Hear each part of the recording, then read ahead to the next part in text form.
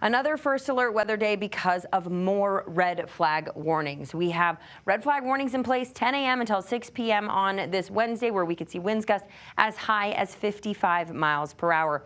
We saw yesterday a fire quickly start in Douglas County, spread to about 1,000 acres. It is conditions like this that are prompting these first alert weather days, because it doesn't take much to spark a fire when it is so very dry out there. And when you have winds gusting 55 miles per hour, that fire can spread quite quickly. So we just want you to be aware of the possibility of that, and also have a plan in place in case you do get that evacuation notice because of potentially a nearby fire in your neighborhood. As far as winds this morning, not too bad, but winds by this afternoon are really going to start to crank up. After about 1 o'clock, we'll really start to see these winds crank.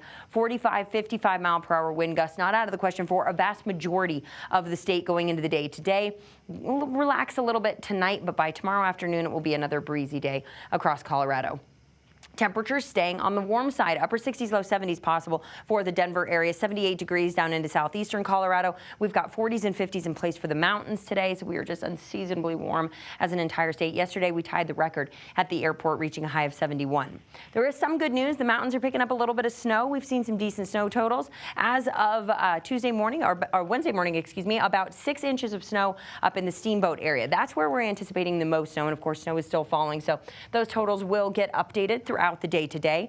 Winter storm warnings in place for the pink, winter weather advisories for the purple. Not only are we seeing the snow, but we are also seeing some very strong winds. Yesterday, Copper recorded an 88 mile per hour wind gust, so very windy conditions up in the high country. Futurecast will show the snowfall throughout the day today. Some light off and on snow showers, even a rain snow mix for some folks in the mountains at those lower high country elevations.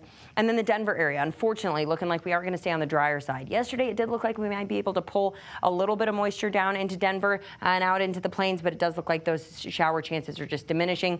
Maybe a few spotty showers late tonight. We could see some foothills rain snow mix going into early tomorrow morning, but it would not amount to much in the way of any accumulation. Then going into our snow forecast, as I mentioned, a few more inches possible up in the high country, but because of that, we are tracking some avalanche conditions. Avalanche danger is a level 4 out of 5, so avoid any backcountry travel or out-of-bounds skiing, snowmobiling, snowboarding because of that concern for some large avalanches that could occur naturally, might not even need that human trigger. Tonight, we'll be looking at 35 degrees for overnight lows. Shower chance, spotty, but on the breezy side. And then by tomorrow, slightly cooler in the low 60s, but we already have fire weather watches that are in place, which means we are tracking the concern for more fire danger going into tomorrow. Fire weather watches could turn into red flag warnings, which would make tomorrow another first alert weather day. So we are certainly tracking all these conditions as we do go into the rest of this week. This elevated fire concern is just something that unfortunately will carry us through the rest of February, which is just wild to say. And we begin the month of March on Sunday on a warmer note, but it does look like we may see some rain chances into the first few days of March.